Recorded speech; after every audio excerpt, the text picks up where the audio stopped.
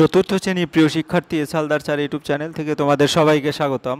আজকে তোমাদের গণিত মডেল প্রশ্ন 2025 সেট নম্বর 3 এই ভিডিও নিয়ে হাজির হয়েছি। তোমরা চতুর্থ শ্রেণী ক্লাস 4 নতুন নম্বর বিভাজন অনুসারে হলিস্টিক রিপোর্ট কার্ড অনুযায়ী তোমাদের প্রতিটি বিষয় পরীক্ষা কিন্তু এবার 20 মার্কের। হ্যাঁ, প্রথম পর্যায়ক্রমিক মূল্যায়ন 2025 আর এই 20 মার্কের 3 নম্বর মডেল প্রশ্নটি আমি গাণিতিক বিশ্লেষণ সম্পূর্ণ সমাধান দেখাবো এই ভিডিওর মাধ্যমে। কাজেই তোমরা যারা এখনও আমার এই চ্যানেলটিকে সাবস্ক্রাইব করোনি তারা এখন এই চ্যানেলটিকে সাবস্ক্রাইব করে বেল আইকনটি প্রেস করে দাও। এখানে দেখো সিলেবাস, প্রথমে যদি বলি সিলেবাস হচ্ছে 1 থেকে 91 পৃষ্ঠা পর্যন্ত তোমাদের সিলেবাস আছে। হ্যাঁ, এরপরে কিছু গুরুত্বপূর্ণ কথা তোমাদের আগেই বলেছি। নতুন নম্বর বিভাজন অনুসারে হলিস্টিক রিপোর্ট কার্ড অনুযায়ী তোমাদের প্রথম পর্যায়ক্রমিক মূল্যায়ন পরীক্ষা প্রতিটি বিষয় 20 মার্কের হবে।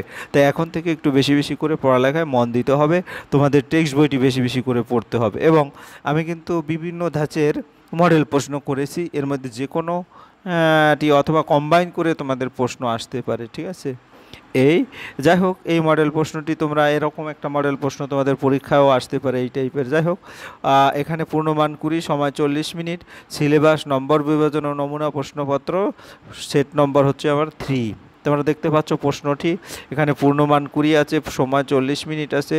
হ্যাঁ, আর তোমার যে প্রাপ্ত নম্বরটা পাবে এখানে সেটা দেখানো হবে। এখানে পরীক্ষার্থীর নাম, এখানে বিদ্যালয়ের নাম, এখানে ক্রমিক সংখ্যা ভাবে তোমরা লিখবে। হ্যাঁ, তো সঠিক উত্তরটি টিক চিহ্ন দাও। তাহলে 360 মিনিট সমান কত ঘন্টা?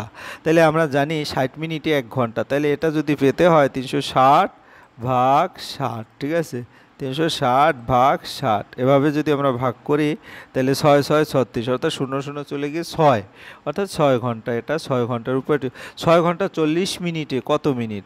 6 ঘন্টা 1 মিনিটে 60 মিনিট, 1 ঘন্টায় 60 মিনিট। তো 60 গুণ 6, অর্থাৎ 60 গুণ 6 যোগ 40, 60 গুণ 6 যোগ 40, এটা করলে 6 6 36 আর 40, অর্থাৎ 400 ঘন্টা।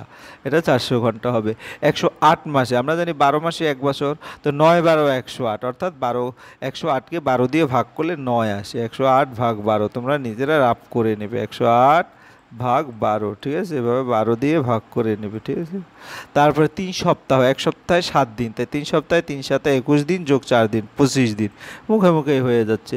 আমরা উত্তরটা একটু সুন্দর করে দেখি। দেখো 360 মিনিটে হচ্ছে 6 ঘন্টা, 6 ঘন্টা 40 মিনিটে 400 মিনিট, 108 মাসে হচ্ছে 9 বছর এবং 3 সপ্তাহ 4 দিন হচ্ছে 25 দিন। একবার স্থানীয় মানে কথায় লিখতে বলছে, 3 10 9 1, তাহলে 3002 শতক 9 দশক 1 একক, এটা হচ্ছে তোমার স্থানীয় মানে এটা। এবং এটা কি 7004 শতক 3 দশক 5, এটা সংখ্যায় লিখতে বসে 7435, এভাবে তোমরা লিখে দেবে। অর্থাৎ এটার উত্তর এটা এবং এই যে এটার উত্তর হচ্ছে এই যে।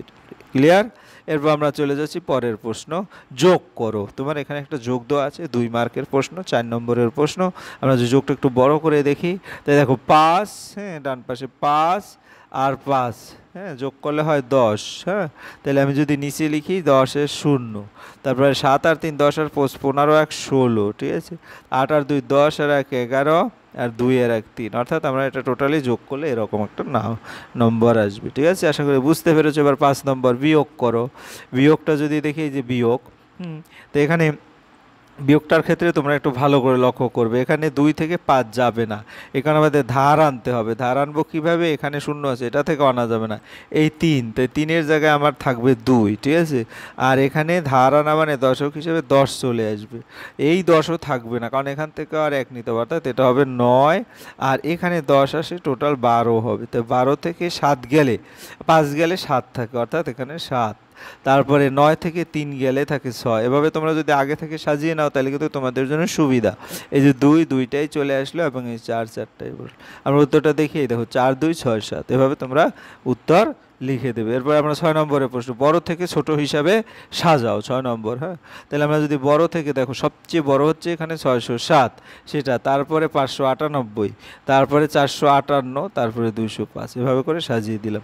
এবার ছোট থেকে বড় হিসাবে সাজাও। ছোট থেকে, অর্থাৎ এই একই সংখ্যায় আমি দিয়েছি 205টা আগে লিখবে, তারপরে তোমার গিয়ে হলো 600, হ্যাঁ, 567, এখানে যদি তোমার একটু দেখো তাহলে 205, হ্যাঁ, তারপরে হচ্ছে তোমার 567, 567, তারপরে গিয়া হলো এইভাবে দাগ, তারপরে তোমার 607, হ্যাঁ 607, তারপরে 789, 789, ঠিক আছে। এভাবে তোমরা সুন্দর করে লিখে দেবে, ঠিক আছে। এরপর আমরা চলে যাচ্ছি যে কোনো 4টি প্রশ্ন উত্তর দাও। 8 নম্বর প্রশ্ন, আমাদের পাড়া লাইব্রেরির জন্য 1289টি ছোট গল্প বই, 860টি উপন্যাস, 271টি কবিতার বই কেনা হবে। মোট কতগুলো বই কেনা হবে? আমরা যদি দেখি একটু, গল্পের বই 1289, উপন্যাস 860টি এবং কবিতার বই 271টি। তা আমরা যদি যোগ করি, মোট বই পেতে গেলে যোগ চিহ্ন দেওয়া আছে। 9 7 16 1 17, ঠিক আছে। আমরা যোগ করলে 9 7 16, 16 1 17, অর্থাৎ এখানে এটা ভুল হয়েছে, এটা 17 7, ঠিক আছে। তারপর 8 7 15, 15 1 15 1 16, ঠিক আছে। তারপরে 8 আর 2 10 আর 2 12 1 13, তারপরে 1, অর্থাৎ 1367 হবে। এই 3-এর জায়গায় জাস্ট 7 লিখে দেবে, ঠিক আছে। আশা করি বুঝতে পেরেছো। এরপরের উত্তর মোট বই হচ্ছে যেটা। এরপরে দেখো, যে কোনো 4টি প্রশ্ন উত্তর দাও। তার মধ্যে জলপাইগুড়ি থেকে একটি ট্রাকে আনারস আসছে। 1 বস্তায় 42টি আনারস, তাহলে 35 বস্তায় কতটি? তো 1 বস্তায় 42টি আনারস হলে 35টি বস্তায় 42 গুণ 35, কিন্তু গুণটা যদি আমরা একটু দেখি যে 42, হ্যাঁ 42টা এভাবে করব আর 35, ঠিক আছে। তোমরা এখন বিভিন্ন নিয়মে গুণ পারো। আমি দেখি সবচেয়ে সহজ যে নিয়মটা, 5 2 10 0, অর্থাৎ 5 দিয়ে 2-এর সাথে গুণ, আবার 5 দিয়ে 4-এর সাথে গুণ, 4 5 20, 20 আর 1 21, এভাবে লিখে দেবে, হ্যাঁ। এরপর 3 2 6, এখানে একটা ক্রস চিহ্ন দেবে। 3 2 6, 3 4 12, হ্যাঁ এরকম, ঠিক আছে। তাহলে এখানে 0 আসবে, 6 আর 1 7, হ্যাঁ তারপর 2 2 4, আর এখানে 1, অর্থাৎ 1470টি। তাহলে 35টি বস্তায় আনারস আছে 1470টি। আমার খ নম্বর হয়ে গেছে। এবার গ নম্বরে যাব।